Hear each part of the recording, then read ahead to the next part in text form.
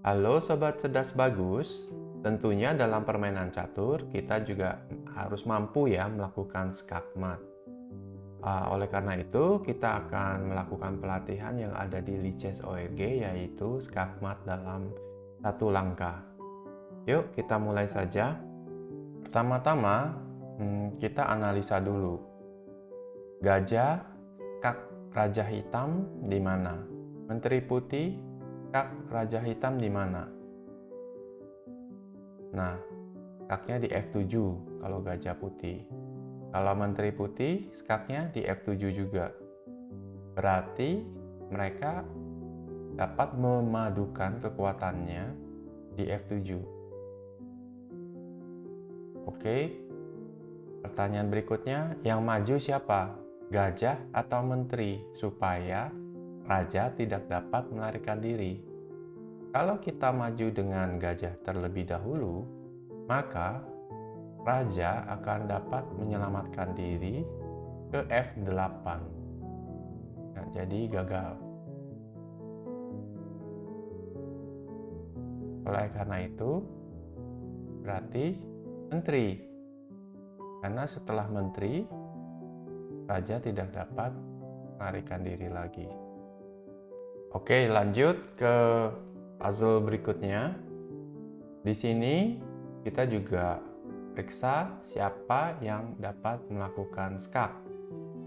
Pion tentunya dapat melakukan skak di G7.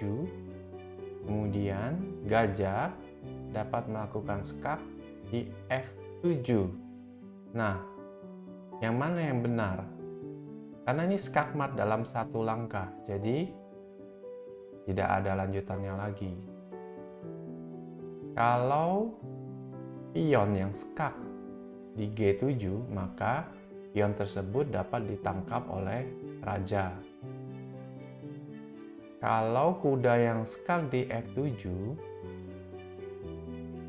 ya tidak ada buah catur hitam yang dapat menangkap kuda tersebut. Jadi inilah jawaban yang benar. Oke, lanjut lagi. Di sini skakmat dalam satu langkah ya. Pilihannya banyak sekali. Menteri dapat melakukan skak di G5, G6, G7. Kemudian di H3 dan H2. Wah, itu saja sudah 5. Kita coba satu-satu. Bila di G5, maka raja dapat melarikan diri ke H7. Atau raja juga bisa tangkap menteri. Jadi G5, G6, G7, raja dapat menangkap menteri. Oke, bagaimana dengan H2 dan H3? Raja dapat melarikan diri ke lajur G. Berarti jawabannya adalah benteng. Di mana benteng dapat melakukan skak? Di A6 dan H8. Yang mana yang benar? Kalau kita skak di A6, maka raja dapat berjalan ke H7 atau H5. Oke, berarti ke H8 sepertinya ini jawabannya.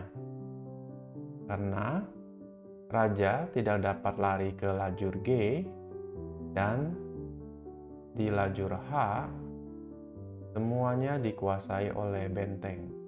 Benteng H8. Jadi ini jawabannya. Untuk puzzle kali ini yang perlu kita ketahui adalah fungsi dari menteri. Jadi menteri ini fungsinya adalah memblokade jalan dari Raja Hitam. Perhatikan, Raja Hitam bila disekak oleh kuda hanya mempunyai satu petak aman untuk lari, yaitu ke D6. Oleh karena itu, langkah kuda harus memantau kedua petak ini, jadi C7 dan D6. Nah, dari petak mana kuda dapat memantau petak C7 dan D6? Jawabannya hanya satu, yaitu dari E8. Kita jalan ke E8, selesai. Oke, untuk puzzle kelima, ya ini sedikit lebih sulit. Raja tidak dapat lari ke F7 karena sudah dihalangi oleh kuda. Kemudian lajur D dikuasai oleh benteng. Bila benteng melakukan skak di D8, maka benteng dapat ditangkap oleh benteng B8. Sehingga ini bukanlah jawaban karena kita harus melakukan skakmat dalam satu langkah. Nah, siapa lagi yang dapat melakukan skak? Gajah di A4. Namun terhalang oleh pion C6, oleh karena itu pion C6 harus bergerak. Pion tidak dapat maju karena ada gajah, maka pion bergerak ke B7. Wah, tambah sulit ya. Nah, kita lihat raja dapat bergerak ke A8. Kalau lajur C sudah dikuasai oleh benteng C1, kemudian untuk petak B6 dan B8 dikuasai oleh kuda putih, sehingga yang perlu kita cari adalah skak diagonal. Seperti ini ya, skak diagonal di petak putih, atau petak terang istilahnya, yaitu gajah. Gajah dapat melakukan skak di petak terang secara diagonal. Oke, yang terakhir, sepertinya ini yang paling sulit ya. Kemana Raja Hitam dapat melarikan diri, yaitu ke G5, kemudian G7, kemudian E6. Ya, jadi kita membutuhkan buah catur yang dapat mengcover petak tersebut. Gajah tentunya tidak dapat melakukan hal tersebut karena gajah petak gelap hanya menguasai petak gelap. Oleh karena itu, jawabannya adalah menteri. Nah, menteri skak di mana? Di sini.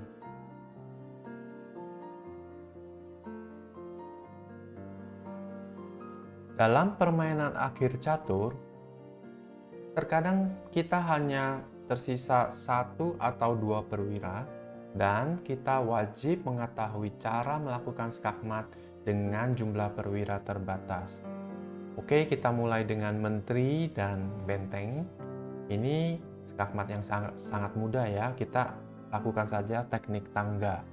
Itu seperti ini, gerakan benteng ke samping menteri, lalu mereka akan bergerak dengan pola tangga, seperti naik tangga. Kiri kanan, kiri kanan.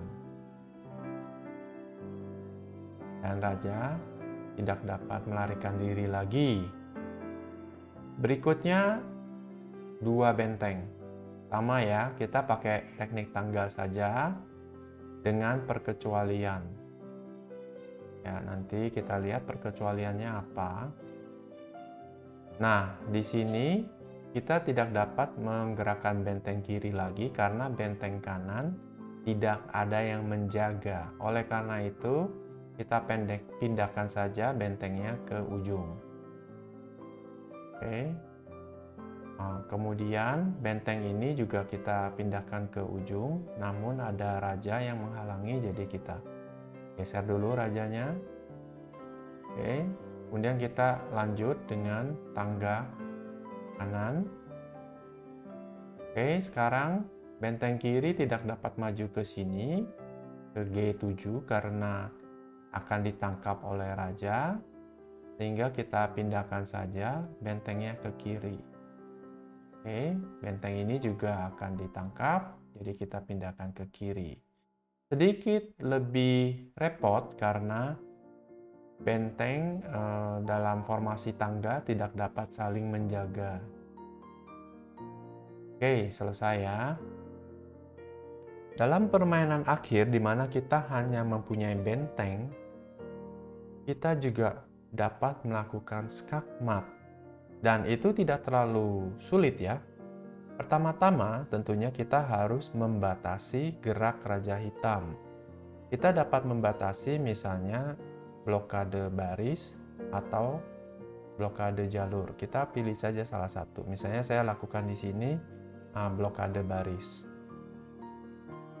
Oke, setelah itu kita perlu tahu juga mengenai oposisi. Bila Raja Hitam bergerak ke petak E5, maka Raja Hitam dan Raja Putih berada dalam situasi yang disebut oposisi. Oke, kita tunggu saja satu langkah lagi, hitam akan memasuki oposisi. Kita lakukan langkah tunggu. Oke, hitam tidak mau masuk ke petak oposisi, namun mundur ke baris 6. Dengan demikian, benteng dapat memajukan blokadenya ke baris 5. Kemudian, raja mengejar Raja Hitam dengan langkah kuda. Jadi, seperti kuda melakukan skak ke ke Raja Hitam. Oke, jadi di sini. Oke, sekarang Raja Hitam masuk ke petak oposisi, di mana bila benteng melakukan skak di baris 6, maka Raja Hitam tidak punya pilihan untuk maju ataupun ke samping. Jadi Raja Hitam hanya dapat mundur. Ya, ini yang kita inginkan. Oke, kita skak. Lihat, Raja Hitam mundur. Jangan lupa Raja Putih mengejar seperti kuda. Oke, tidak mau masuk ke petak oposisi, kejar lagi. Kejar lagi.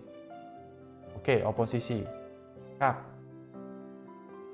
Oke, kejar, jangan lupa langkah kuda seperti ini. Langkah kuda. Benteng terancam, sehingga kita harus selamatkan ke sisi satunya lagi, sisi kiri. Oke, sini sudah langkah kuda, sehingga kita hanya perlu menunggu. Masuk? Ya, nggak mau. Kita kejar dengan langkah kuda. Oke. Ya. Skakmat. Skakmat dengan menteri tentunya jauh lebih mudah dibandingkan skakmat dengan benteng. Kalian dapat menggunakan teknik yang sama seperti skakmat dengan benteng, atau saya akan memperkenalkan satu teknik lain sebagai variasi saja bila kalian ingin tahu. Langsung saja kita langkahkan raja ke tengah papan, kemudian bawa menteri ke samping raja. Boleh di sini, boleh di sini, ya bebas. Kemudian raja dan menteri berjalan berdampingan. Dan tujuannya adalah memojokkan Raja Hitam. Kemudian kita akan menempatkan menteri di petak ini, tergantung Raja Hitam.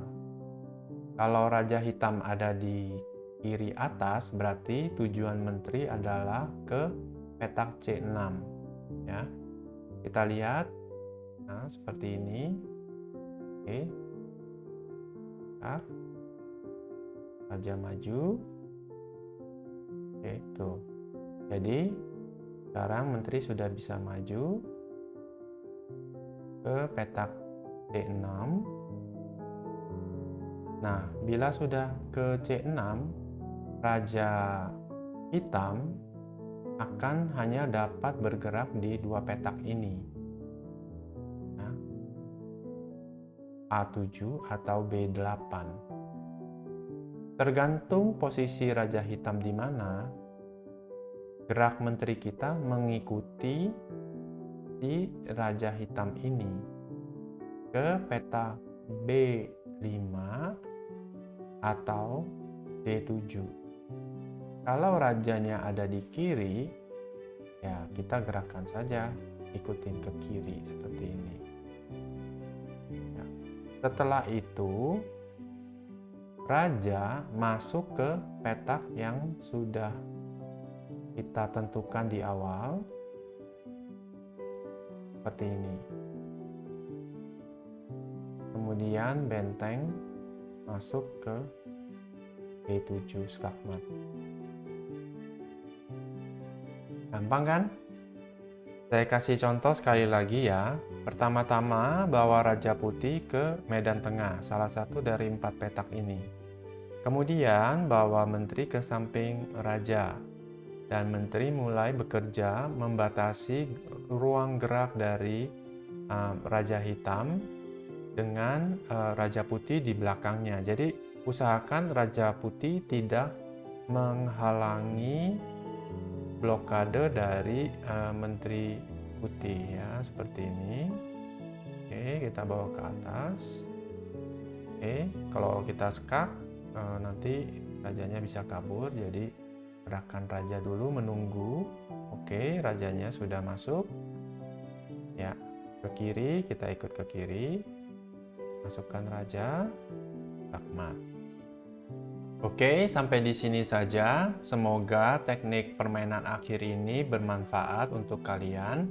Dan kita akan berjumpa lagi di video berikutnya mengenai strategi dasar dan taktik dasar permainan catur. Terima kasih.